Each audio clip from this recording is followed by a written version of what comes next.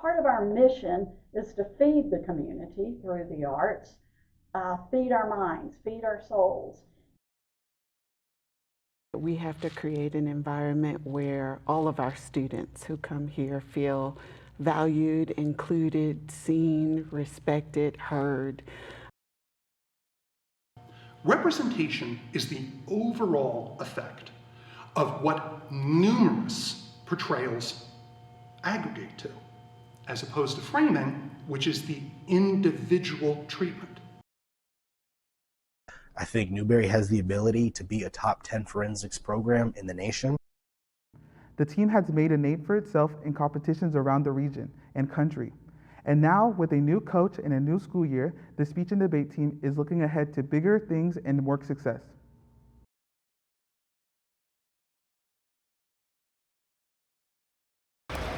Hate is loud. It gets clicks. It gets attention. Hate, however, is actually quite small. But love is the majority. Love fills our hearts, our lives, our every day.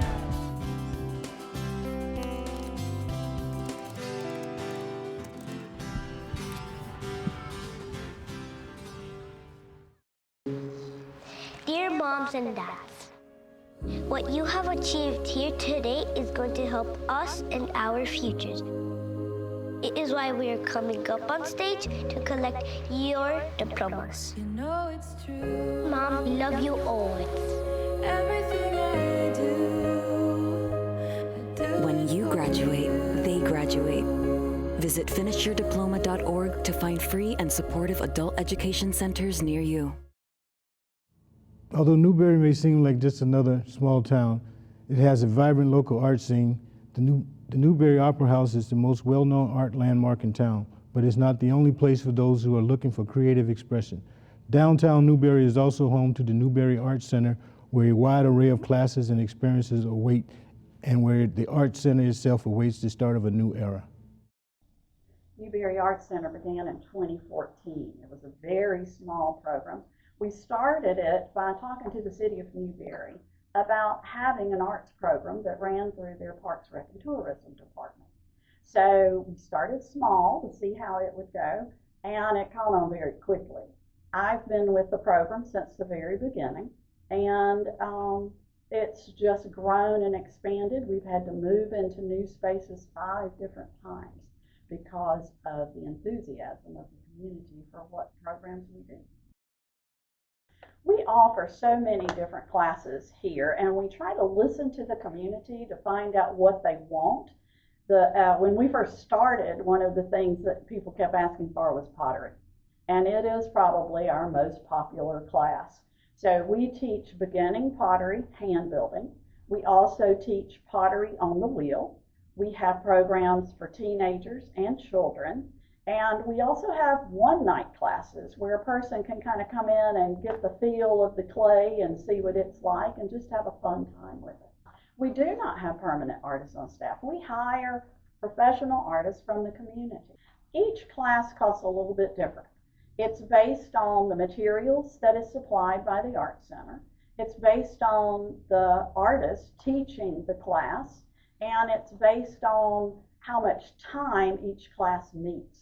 Some classes are for 6 weeks, some are for 8 weeks, some are for 4 hours in an afternoon.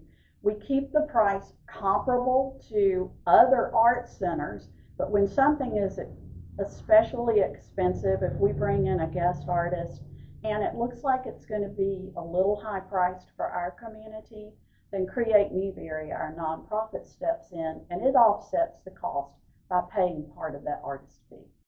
We started a nonprofit called Create Newberry. The purpose of Create Newberry is to provide scholarships to NAC classes, camps, workshops, all of the programs. So part of our mission is to feed the community through the arts, feed our minds, feed our souls. And we don't want someone to feel like they can't take a class because they can't afford it. So all they have to do is apply to Create Newberry, a very simple application, and say, I want to take this class or I want my child in this camp. and we really can't afford it. And Create Newberry pays for that person to attend this class. Now, how many times do you say to yourself, I got a talented person in my classes? We see it all the time. All the time. We have people all the time saying, well, I can't do this, or I can't do art, but I've always wanted to try this. And we see it from children aged 5 years old to people in their 80s. We see people with so much talent and so much ability. And more than anything else, what we see is people coming together and getting to know each other. And that strengthens our community. It makes it a better place. When they all come into an art class together, kind of levels the playing field. You're all there to learn.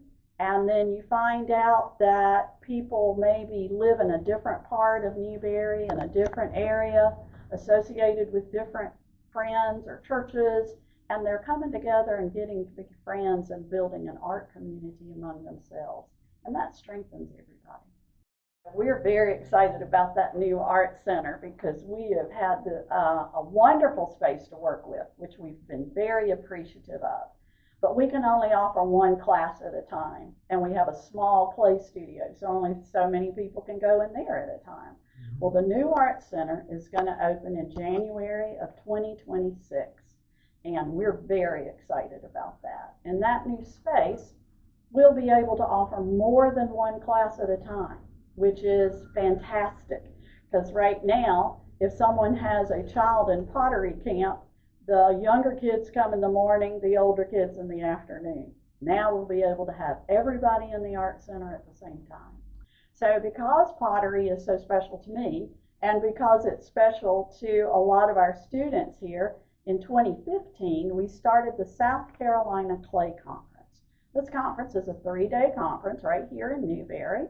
It is fed by restaurants and local caterers. We encourage people who come to visit some of the shops downtown. But what this thing does is it educates people from all over the state and outside of our state with presenters who are nationally, sometimes internationally recognized. It's a really unique opportunity for people to come here and learn more about their craft, learn other people's skills. I've always loved all the arts. I'm a professional potter. I also enjoy painting and drawing. And recently, due to a class here, I took a quilting class, and I'm becoming a little obsessed with quilting.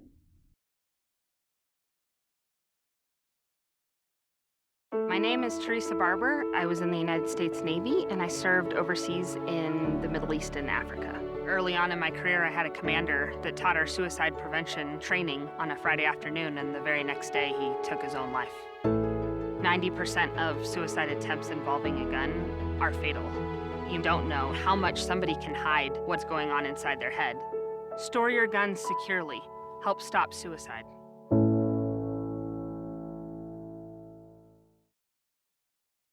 Whether it's our stories, the warmth of our laugh, or our family's secret sauce, we all bring something different to the table. So make some space. The power of connection is waiting right outside your comfort zone. Learn how you can help strengthen your community at belongingbeginswithus.org/teamup.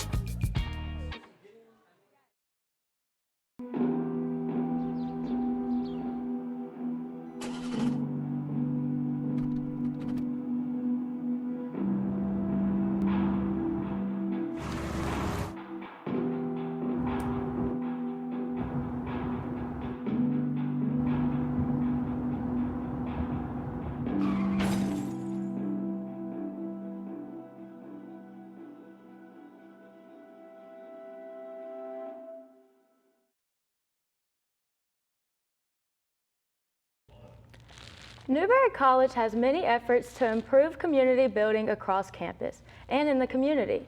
One of these central figures in these efforts is Dr. Altheia Richardson, Newberry College's Vice President for Community and Belonging. Dr. Richardson joins us today to tell us more. Dr. Richardson, welcome to Close Up. Thank you for having me. 1% of Newberry College is Hispanic or Latino. What does that mean for our small southern campus? So I think what it means is that we have to create an environment where all of our students who come here feel valued, included, seen, respected, heard. And Hispanic Heritage Month is a way to make sure that our Latinx communities feel that here on our campus through the programming that we're doing. And with it being Hispanic Heritage Month, what are some of the events taking place on campus? There are so many. So one I will focus on, because it's coming up this weekend, is our Hispanic Heritage Festival. That's by far the biggest one that we're doing on the quad on Sunday from 3 to 7.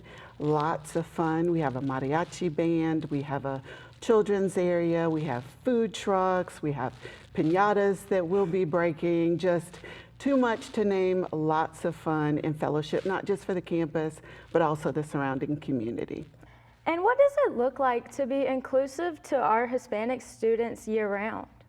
So I think going beyond Hispanic Heritage Month, that's the month that we recognize and celebrate, but we should be celebrating the diversity of our students all year long, not just within a particular month. So it's all about the way that we create inclusive spaces that make our students feel like they belong here and know that they belong here no matter who they are in their backgrounds. And I know that's what we try to do in my office throughout the year, but want to take a time to pause and recognize National Hispanic Heritage Month in a really concentrated and focused kind of way.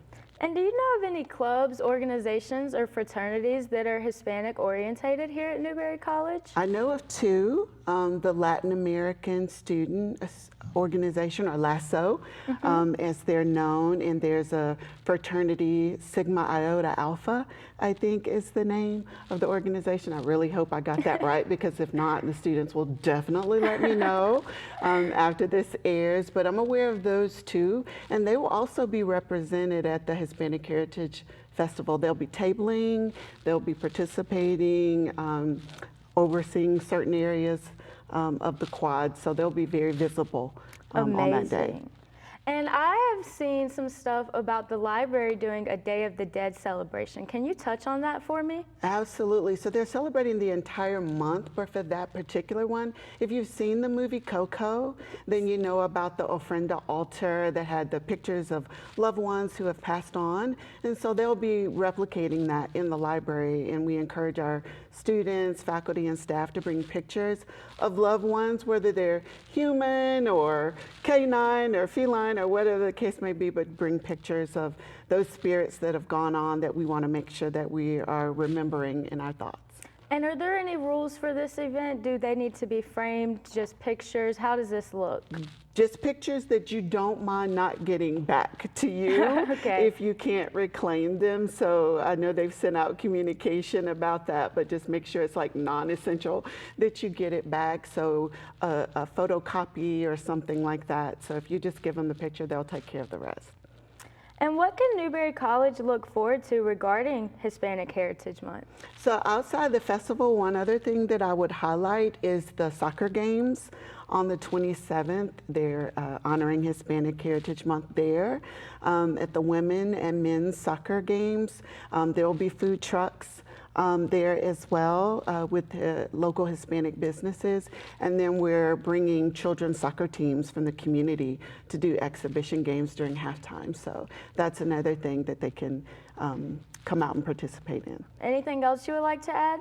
Table talks. There'll be a couple of table talk days, and those will be announced. We'll be reminding folks about those, but we'll have people from the community as well as our students of Hispanic heritage talking about themselves and their background so that people can learn more about them. And then Holy Communion on September 30th will have a Hispanic theme to it as well. So I would encourage people to participate in those. Thank you for coming today. Thank you for having me. Dr. Altheia Richardson, Vice President for Community and Belonging, thank you for joining us. Close Up will continue in a moment.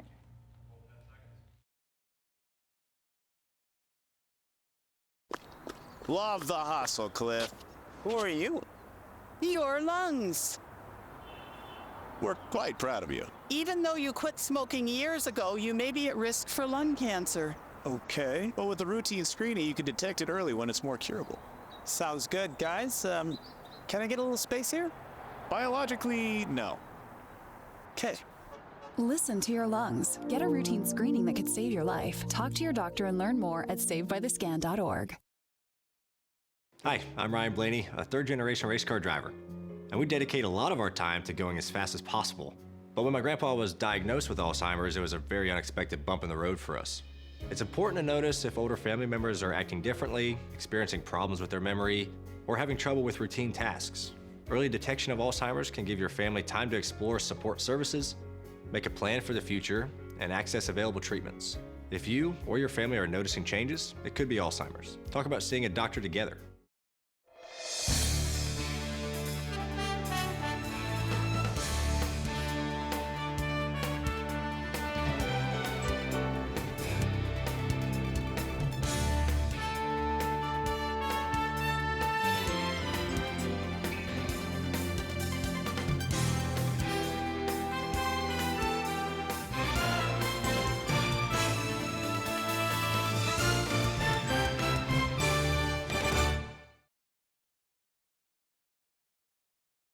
You're watching NCTV-Newberry.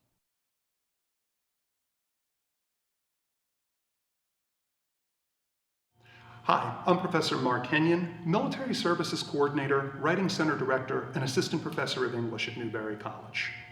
In Inquiry 128, what we are examining is representation.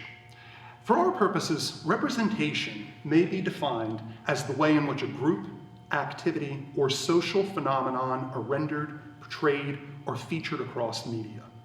Now, this last portion, across media, is going to be key to the work that we're doing here in this class, because we're going to be examining news, and particularly war correspondence, advance from there to memoirs and journals from the soldiers and the civilians who were involved in some of the battles that we'll be examining.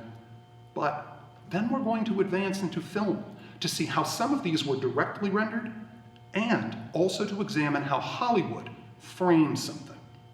Now, I want to pause for a moment on this word framing, because it's important to understand the difference between representation and framing. Representation is the overall effect of what numerous portrayals aggregate to, as opposed to framing, which is the individual treatment. Now, if we're talking about the news, or perhaps a work of fiction, this may be where we spend our word count, or it may be where we choose to leave things out. When we're talking about film, every decision, who we cast, the lighting, how long we linger, all of these things can affect our understanding of our framing to representation. There's a third term that I want to discuss, because this becomes important when we're understanding what the effects of representation may be. And one of these is attribution. Our risk with attribution is that instead of looking at the individual circumstances which may have compelled something, we may be encountering a stereotype that becomes unnecessarily attached. An example of this might be when we have a devastating hurricane. When this occurs, sometimes the news will frame it and talk about how particular insurance companies no longer intend on providing coverage for the affected areas. The immediate result, oftentimes, is that due to that framing, what we will see is the audience saying, well, that's just insurance companies. Insurance is greedy. In reality, however, if we were to zoom out that framing and look at the whole representation, what we're going to see is that perhaps they're just beginning to limit coverage in a particular area, and that every claim for those that were affected by that are indeed going to be paid.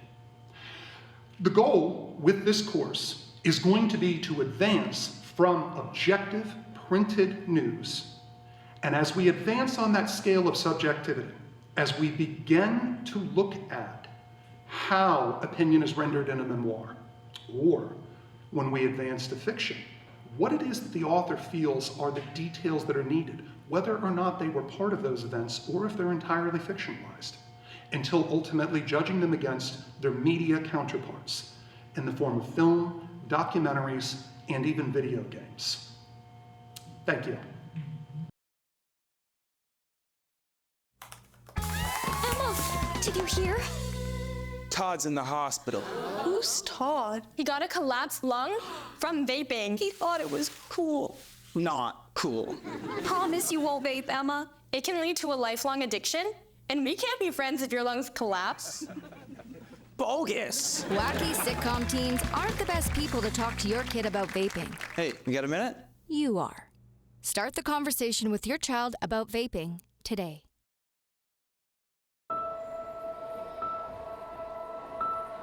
Some people judge a book by its cover, and if you're not what people are looking for, you're kind of like a reject. School, it feels like everyone's staring at me and I'm just kind of not really a person. It just feels hard today. Nobody was listening to me. And I'll try to understand me more, and I'll try to do the same. Listening is a form of love. Find ways to support your kids at soundidouttogether.org.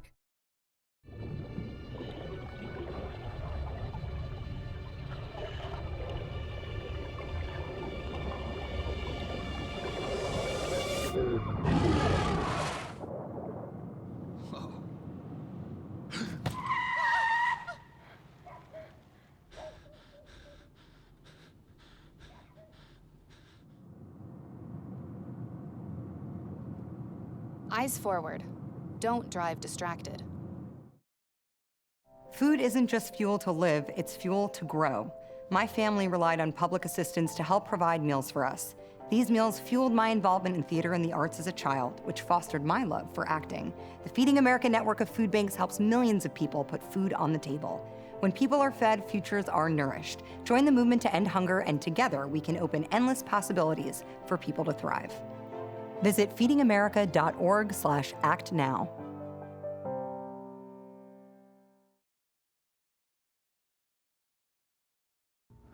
An important part of the college experience involves learning to think critically, communicate clearly, and connect with others. Few programs embody that more than the Newberry Speech and Debate team. The team has made a name for itself in competitions around the region and country. And now, with a new coach and a new school year, the Speech and Debate team is looking ahead to bigger things and work success. The echoes of victory still resonated from Newberry Speech and Debate team's breakout season last year. They had traveled to national competitions in states such as Tennessee, Georgia, Las Vegas, competing at competitions at Louisiana State University, making their presence known at Pi Kappa Delta in Athens, Ohio, and for the first time ever, competing at AFA Nationals at the University of Charlotte, North Carolina. All of that success was just the first step. Now, with a new season on the horizon, and the addition of the new head coach, John Wallace, former speech and debate competitor at Webster University, as well as Professor Alyssa Mersdorf, who brings a ton of theater and public speaking experience, the sights are set for the competitors to shine. With the national and performance level experience these coaches bring, the Newberry Speech and Debate team is poised to even have a greater impact this year. And I decided to join Newberry College here as the new head coach after meeting the team last year at the national tournament for Pi Kappa Delta and having a chance to kind of sit down with Dr. Harpel, the president of the college. It made me kind of see that this was a great team. And I've been working in residence life for the past 3 years, but looking for some full-time coaching positions. And after meeting the team and working with Dr. Harpel and talking to him, it just seemed like the perfect fit. I have a lot of goals. I really do. On the one front, I really want to be a part of and help this team grow. I want to see them on the national stage. I think Newberry has the ability to be a top 10 forensics program in the nation, and that's a huge goal of mine. And if it doesn't happen this year, I just want to at least play into what it could be here in the next few years. And then on the flip side of it too, a national champion. I really think that anybody's goal is to win, and to win big, and to win on the highest level. And that's a challenge regardless. I've been to nationals a few years back to back now. I haven't competed quite as well as maybe I had wanted to, but I've also known and I've grown and learned from that. So really being able to take Newberry forensics, put it on the national level, and then also go ahead and go win a national title. That'd be an incredible senior year, I think. Sexism, murder are all things that she could potentially face within her time being appointed here. And it comes down to who is really against her.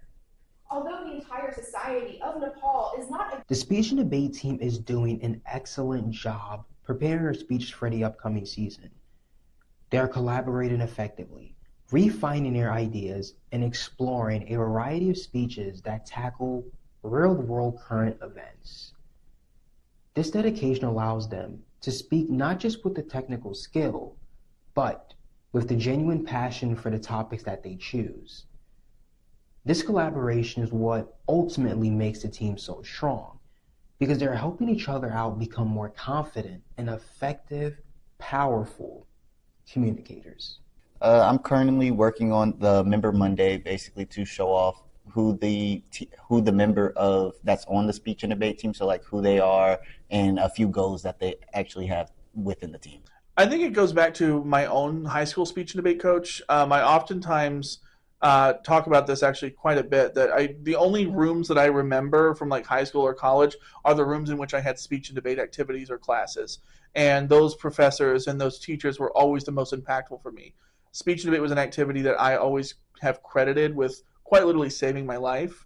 And so having had as impactful of a teacher as I did, as impactful as coaches as I did, and to have an activity that has done so much for me is what led me to want to do it full time and to do it as what I want to do for life. I've made a lot of memories, I've made a lot of friends. In the last 4 years, my favorite memory would probably have to be when we traveled to Louisiana, went and competed at LSU, and it was the combination of really the excellent talent, the great networking opportunity, and then being able to kind of get to know some of my teammates in a way I never thought I would. I think that we were able to interact and kind of like actually know each other better off than we did in the classroom or even in practice, and I really valued that. That's all for this edition. I'm Jose Bonilla. We'll be back next time with another edition of Close Up.